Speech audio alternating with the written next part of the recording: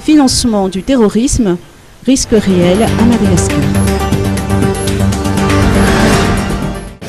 Le risque est réel dans tout pays qui ne dispose pas de mécanismes de prévention, de détection et de répression du financement du terrorisme.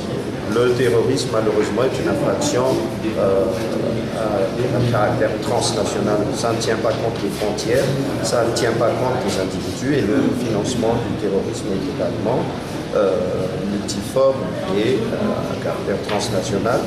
Et on se doit d'adopter toutes les mesures de prévention, de détection de tout ce qui est plus illicite lié au terrorisme. À Madagascar, on n'est pas encore en mesure de vraiment contrôler et surveiller les agissements d'organisations soi-disant non gouvernementales ou alors d'organisations culturelles qui pourraient être des vecteurs de financement liés donc, au terrorisme. On n'est pas à l'abri non plus de blanchiment de capitaux liés au financement du terrorisme.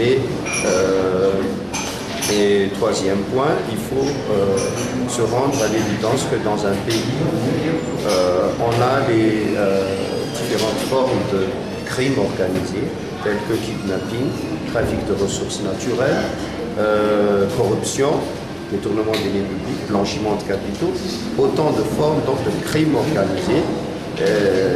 Maintenant, il faut se rendre à l'évidence que derrière, il y a forcément le financement du terrorisme. Juste pour illustrer, nous avons des informations concordantes qui donc apparemment laissent à penser que Madagascar fait partie de l'itinéraire de la drogue dure. On commence à voir quelques cas dans les médias, mais ce ne sont que des parties vraiment visibles de tout ce flux de produits illicites, de drogue dure derrière tout ce trafic.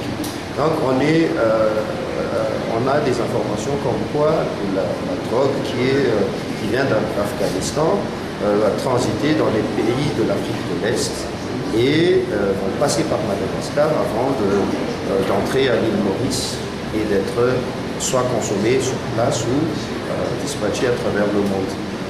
Ce sont des informations concordantes et nous travaillons avec nos homologues, que ce soit de l'Afrique de l'Est, mais surtout de l'île Maurice pour endiguer ce phénomène.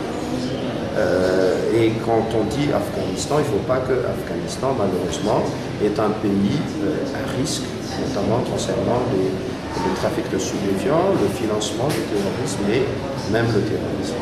Donc, il faut dire qu'on n'est pas à l'abri, que ce soit du terrorisme ou du financement du terrorisme.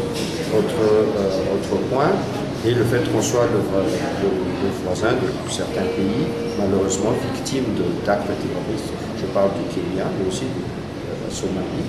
Donc, autant dire que même sur le plan géographique, on n'est pas à l'abri.